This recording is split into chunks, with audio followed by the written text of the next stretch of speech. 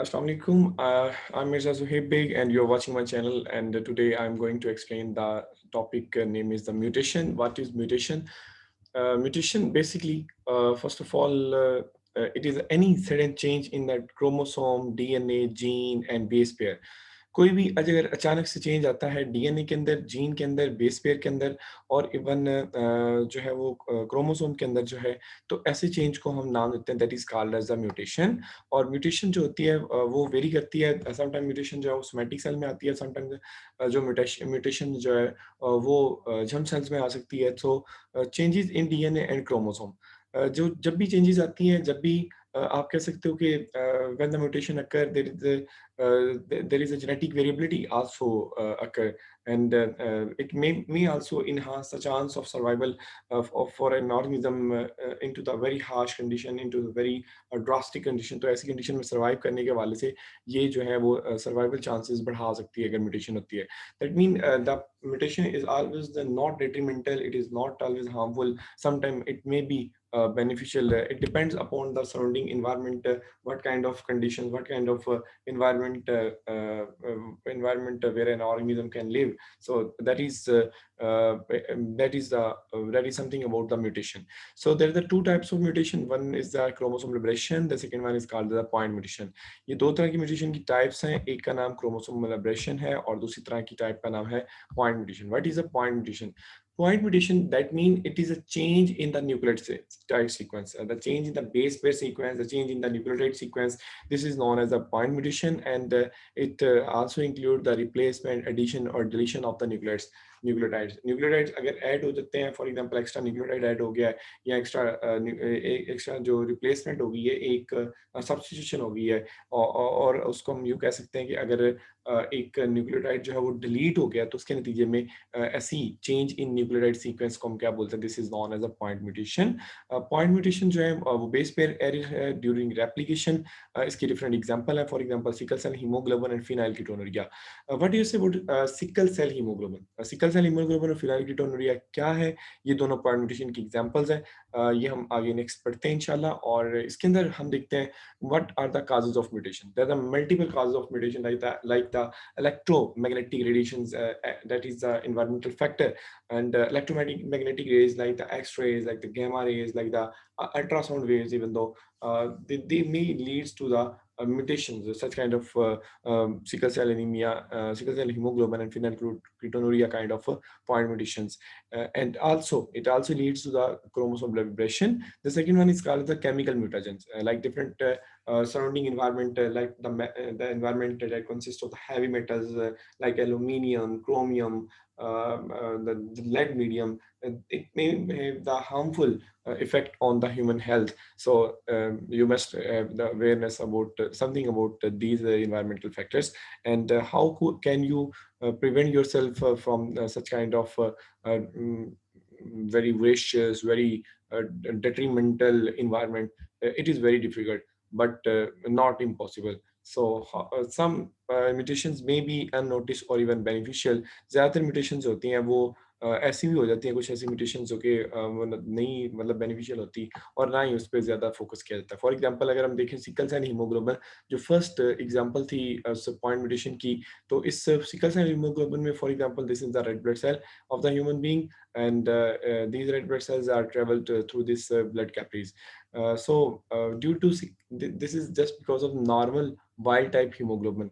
Normal wild type haemoglobin जिसमें जिसके gene sequence जो है, जीन जो है वो सीटीसी भी मुश्किल है, और जब ये डीएनए है तो सीटीसी इसका बेस पेयर सीक्वेंस है, और देन इसके अलावा यही जो सीक्वेंस है then DNA converted into the messenger RNA, like the cytosine is always bind with the guanine, thymine with adenine, and cytosine with guanine। So these are the opposite anticodons।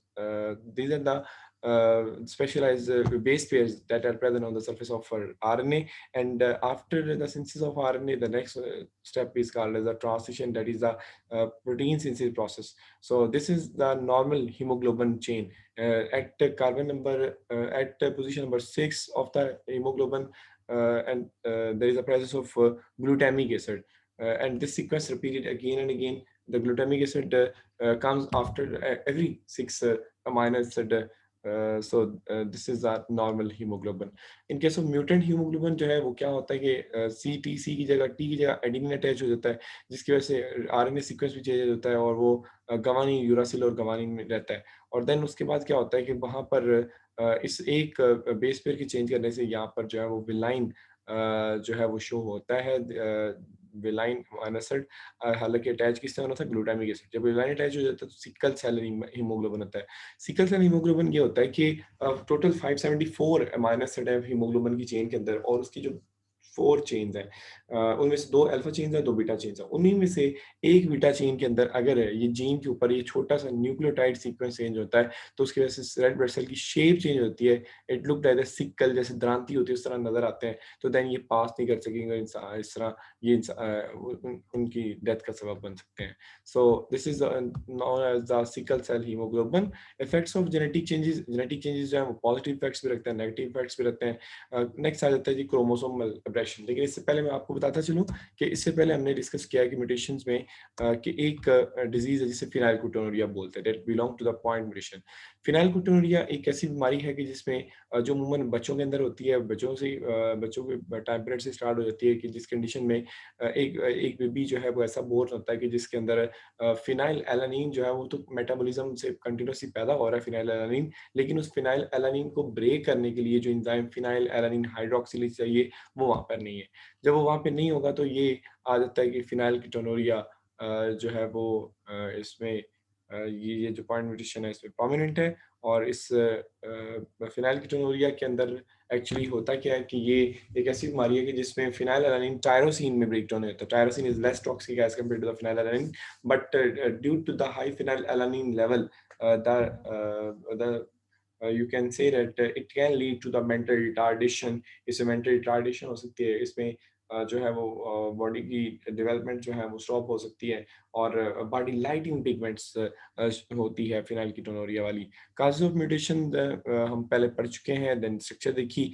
Chromosome liberation में जो है वो 2 types हैं। एक है variation in the change chromosome number, and the second one is the change in the chromosome structure या variation in the chromosome structure. The first one is called the variation in chromosome number. There are the different steps, the different types of mutation like polyploidy, aneuploidy.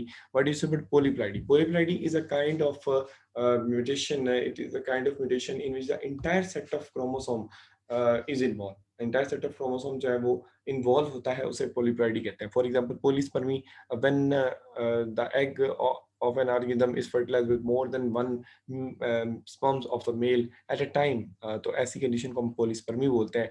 और उसके नतीजे में वैसे तो ये survive करता नहीं, लेकिन वैसे तो ये सर्वाइव करता नहीं, इसकी डेथ हो जाती है, अबॉर्शन हो जाती है। लेकिन अगर ये सर्वाइव करता भी तो मेंटली रिटार्ड हो, सॉरी, अगर ये सर्वाइव करता है पोलिप्लाइडी कंडीशन में तो पोलिस्पर्मी हो जाता है, तो ये मेंटली रिटार्ड होगा और ये इसकी डेथ हो जाएगी अर्ली कंडीशन में। इसके बाद आता है aneuploidy. Aneuploidy I mean without so aneuploidy, what is about aneuploidy? It is a condition in which the single chromosome, single one or more chromosome is added or deleted। यानी add भी हो सकते हैं वो, डिलीट भी हो सकते हैं। इसे हम नाम देते हैं एन्यूप्लाइडी। एन्यूप्लाइडी की 2 टर्म्स हैं, एक है ट्राइसोमी और एक है मोनोसोमी। ट्राइसोमी ये है कि जब एक क्रोमोसोम ऐड हो रहा हो, जब एक क्रोमोसोम ऐड किया जा रहा हो तो उसे हम ट्राइसोमी बोलते हैं। For example 2n mean diploid condition and +1, so this is a trisomy. 3 some groups of मतलब इसमें देखे जाते हैं ट्राइसोमी के अंदर। इसकी एग्जांपल है डाउन सिंड्रोम। जो डाउन सिंड्रोम एक ऐसी कंडीशन है कि जो कि 21st pair of autosome non distinction है, और इस डिस्टिंक्शन की वजह से जो है वो मोंगोलिज्म और डाउन सिंड्रोम जैसे बच्चे पैदा होते हैं। तो मोनोसोमी जो है, it is a condition in which the deletion of chromosome occur from the normal 2n chromosome number, that is 2n minus 1 is equal to monosomy, and this then lead to the Turner syndrome in which one number of chromosome is lesser than the normal number of chromosome as in other humans। causes of aneuploidy, non destruction जो है वो separate नहीं होते chromosome. जब separate नहीं होते तो गमेट production के दौरान एक में नंबर ऑफ क्रोमोसोम ज्यादा चले जाते हैं, एक्स्ट्रा क्रोमोसोम चले जाते हैं, और एक में कम आ जाते हैं। तो ये ऐसा सिस्टम जो है वो देखा जाता है इस नॉन डिस्टिंक्शन के अंदर, म्यूटेशन के अंदर। इफेक्ट्स ऑफ एन्यूप्लाइडी जो है वो भी वेरी करते हैं। ये खास तौर पे जो है इफेक्ट्स ऑफ एन्यूप्लाइडी जो है variation usually result in severe consequences involving mental retardation and sterility. यानी एन्यूप्लाइडी होगी तो मेनली इफेक्ट करती है स्टेरिलिटी पे और प्लस उसके साथ फोकस करती है ब्रेन या मेंटल रिटार्डेशन पे।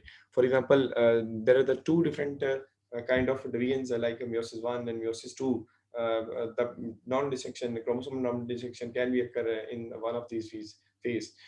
So the first one is the meiosis 1. In this in this cell, here is the presence of chromosome. This is the presence of chromosome. Suddenly, this lead to the non-dissection. जब ये non-dissection होगा तो वो भी एक दूसरे से separate हो जाएंगे। Separate होने के बाद जिसके पास सिर्फ ये वाला पार्ट सेल से मूव किया है तो वो जो है वो इसको प्रॉपरली एडजस्ट कर सकता है। और देन उसके बाद जो है ये जो म्यूटेशन है, this is the mutation at meiosis number 1। यानी म्यूसिस 1 के नतीजे में ऐसा होता है। म्यूसिस 2 होने के नतीजे में यही दो सेल्स जो है वो 4 सेल में तकसीम होते हैं। एक एक में जो है वो पेयर ज़्यादा मिल गया है और दूसरे में जो है वो एक पेयर कम हो गया है। तो ऐसी कंडीशन को हम बोलते हैं कि this is called as the non disjunction of homologous chromosome in meiosis 1। Second आता है कि सेकंड ऐसा भी हो सकता है कि ये म्यूसिस म्यूटिक सेल है और इस म्यूटिक सेल के जो क्रोमोसोम्स हैं वो म्यूटिक सेल्स के क्रोमोसोम्स हैं वो म्यूसिस 1 में तो सेपरेट हो जाते हैं, लेकिन म्यूसिस 2 के अंदर जो है वो एक दूसरे से सिस्टर क्रोमेटिड सेपरेट नहीं होते। सिस्टर क्रोमेटिड सेपरेट नहीं होते तो एक तरफ सिर्फ एक ही जो है वो क्रोमोसोम रह जाता है और दूसरी तरफ नंबर ऑफ क्रोमोसोम कितने होते हैं वो 3 हो जाते हैं। तो ये n+1 n-1 यानी ये ऐसे ही आपको आइडिया होगा।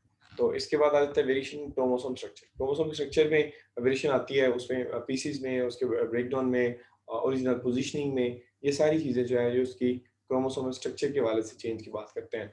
इसमें एनवायरमेंटल एजेंट्स आ जाते हैं जैसे कि आयनाइजेशन, रेडिएशंस हैं, केमिकल्स हैं जो कि हमने शुरू में पढ़ लिए जो एक्चुअली इस म्यूटेशन में यहाँ पर जो है वो मौजूद थे। तो ये बेटा आज का टॉपिक था, इसी को आपने डिस्कस करना है। एंड इसी तरह क्लाइनफेल्टर सिंड्रोम होगी जिसमें 2n+1 होगा कि जो actually extra number of chromosome होगा। देन मतलब यही हमारे पास आ जाता है टोटली अबाउट द म्यूटेशन। सो इंशाल्लाह नेक्स्ट लेक्चर में नेक्स्ट वीडियो के साथ हाजिर होंगे। तब तक के लिए इजाज़त दीजिए। अल्लाह हाफ़िज़।